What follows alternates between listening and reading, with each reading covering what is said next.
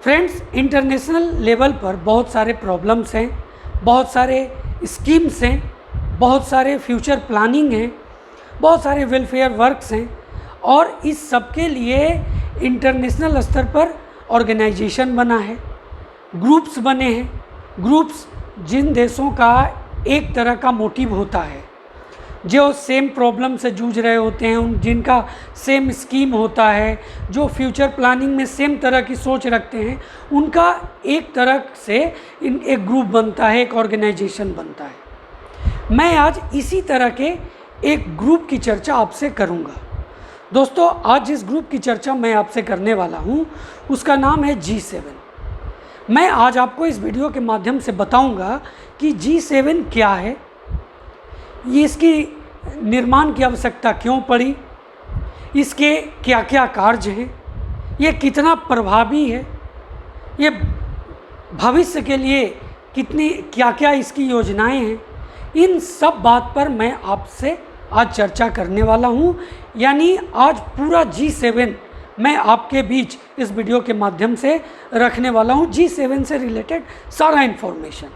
तो दोस्तों, मैं आपसे ये अनुरोध करूंगा कि आप वीडियो अंत तक देखें ताकि आपको G7 से रिलेटेड सारी जानकारी हासिल हो सके। तो चलिए आज का ये वीडियो शुरू करते हैं, जिसका जो शीर्षक है, जिसका जो सब्जेक्ट है, वो है G7।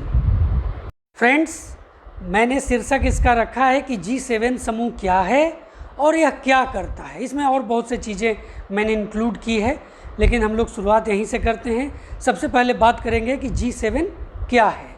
तो देखिए, सबसे पहले ये जान लीजिए कि दुनिया की 7 सबसे विकसित और उन्नत अर्थव्यवस्था वाले देशों का समूह है।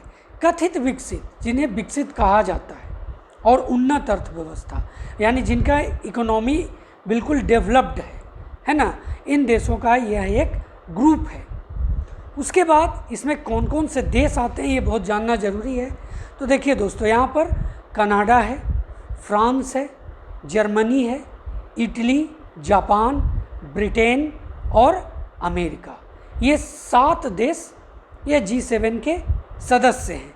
आपको मैंने यहाँ पर शुरू में ही आपको दिखाया, ये इनका आप झंडा देख सकते हैं। ये 7 देशों का झंडा यहाँ पर मौजूद है।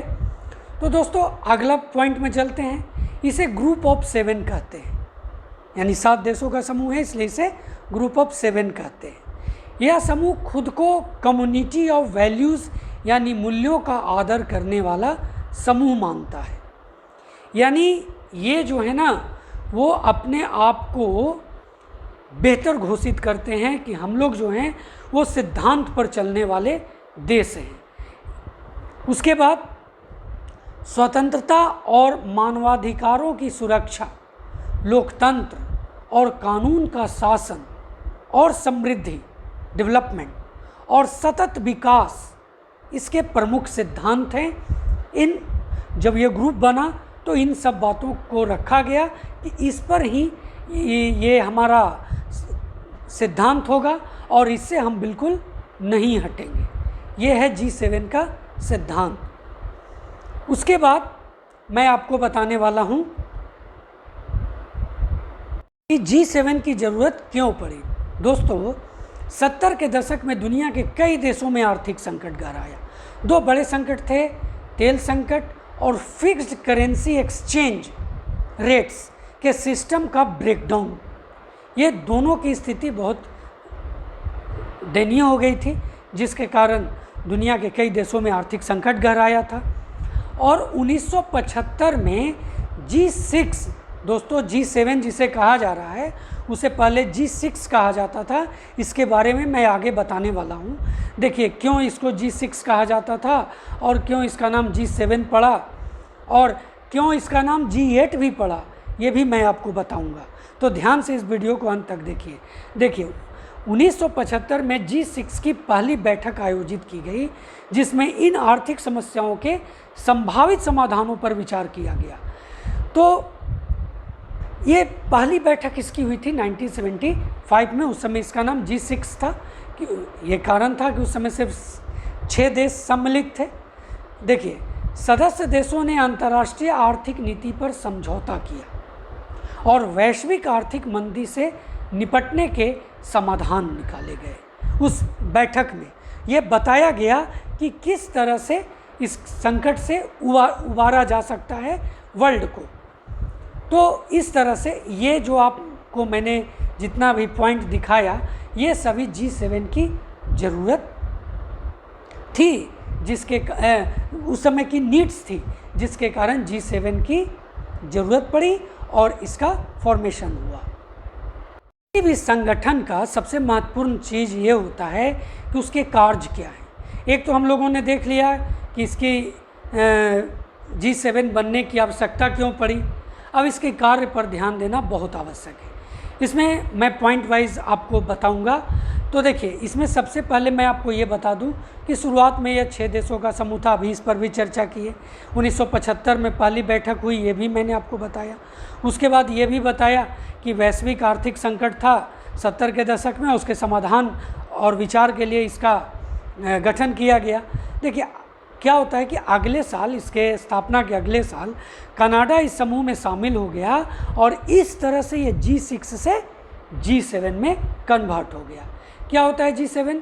तो देखिए G7 में तो G7 के सदस्य देशों के मंत्री और नौकरशाह जो होते हैं, आपसी हितों के मामले पर चर्चा करने के लिए हर साल मिलते हैं।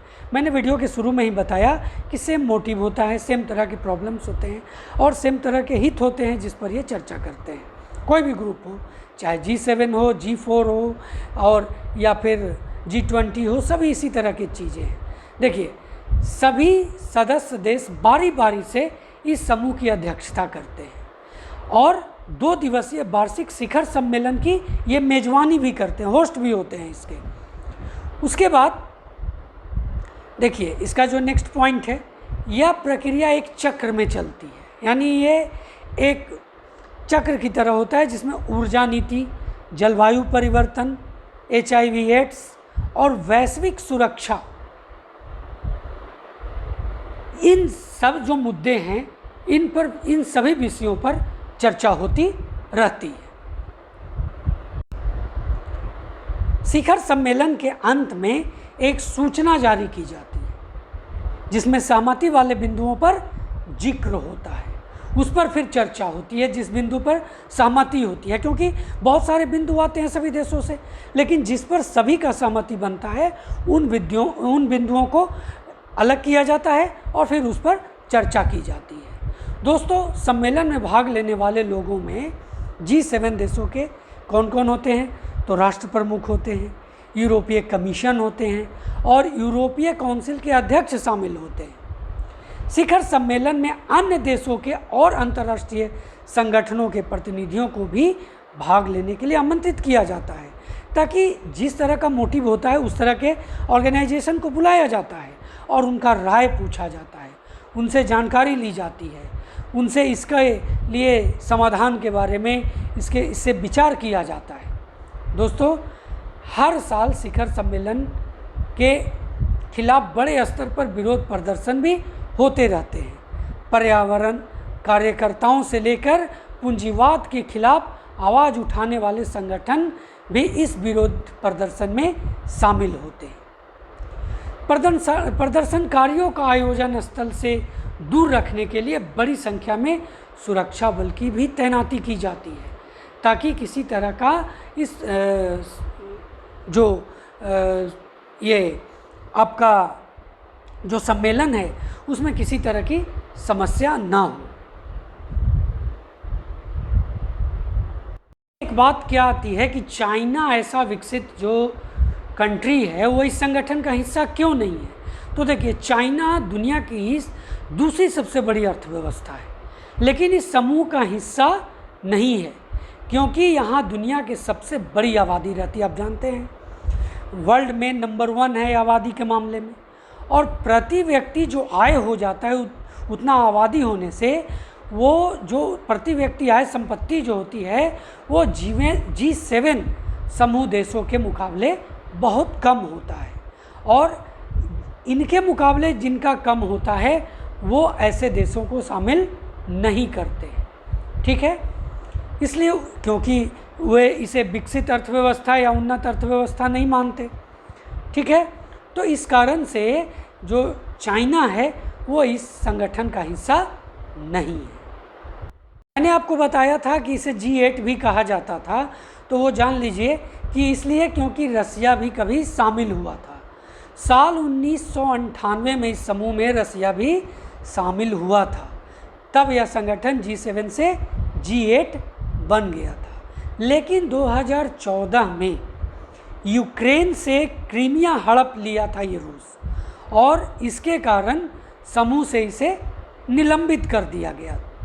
देखिए, अमेरिका का यह मानना है, अमेरिका का यह मानना है, ये मानना लिखा हुआ है,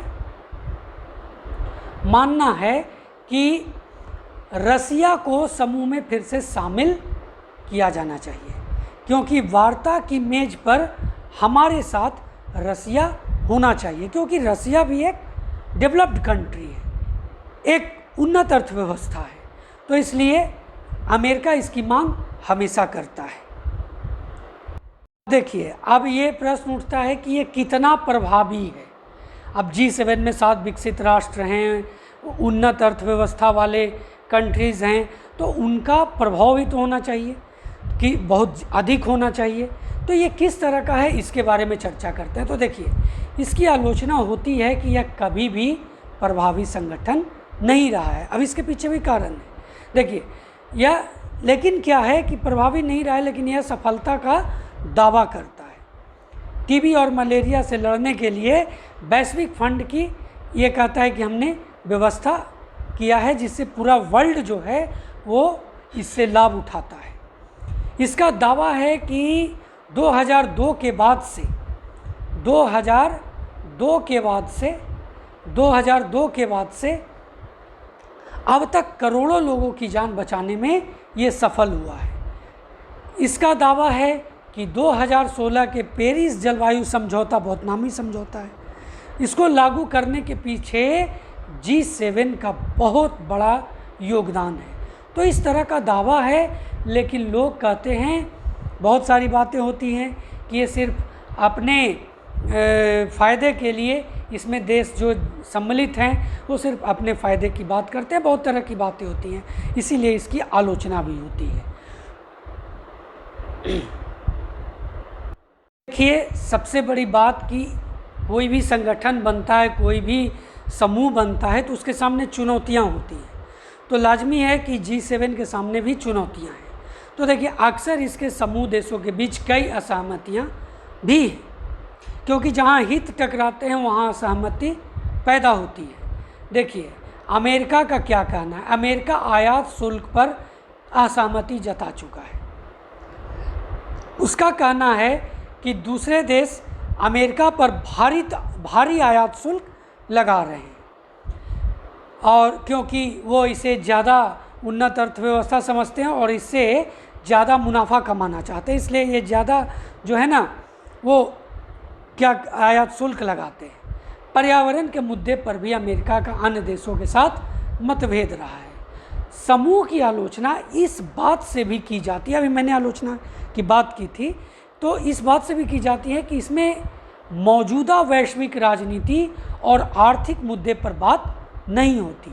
दोस्तों, इसके पीछे बहुत बड़ा कारण है, क्योंकि इन देशों के बीच आर्थिक तो कोई मुद्दा ही नहीं है, क्योंकि यहाँ के जो चीन को ये शामिल नहीं किया है, क्योंकि उसका ओवरऑल जो जनसंख्या उसके अनुसार इसके लेवल का वो नहीं आता है प्रति व्यक्ति आय के मामले में। तो यहाँ ये कभी आर्थिक स्थिति पर बात ही नहीं करते। उसके बाद है इसमें और क्या क्या जो चुनौतियाँ हैं। देखिए, अफ्रीका है, लैटिन अमेरिका और दक्षिणी गोलार्ध का कोई भी देश इस समूह का हिस्सा नहीं है। एक बहुत बड़ा कमी है इस संगठन में। भारत और ब्राज़ील जैसे तेज़ी से बढ़ रही अर्थव्यवस्था, जो G4 के अभी जो G4 जो आपको सुरक्षा परिषद में अस्थायी सदस्यों के लिए जो G4 संगठन है, उसमें भारत ब्राज़ील शामिल है, और ये तेज़ी से बढ़ रही अर्थव्यवस्था है। और इस समूह इससे क्या हो रहा है ना, इस समूह को चुनौती मिल रही है, और जो G20 समूह का प्रतिनिधित्व करते हैं, और ऐसा कहा जा रहा है कि 2050 तक G20 जो है G7 से बहुत आगे निकल जाएगा। तो इन सब चीज़ों से भी इसको एक चुनौती मिल रही है।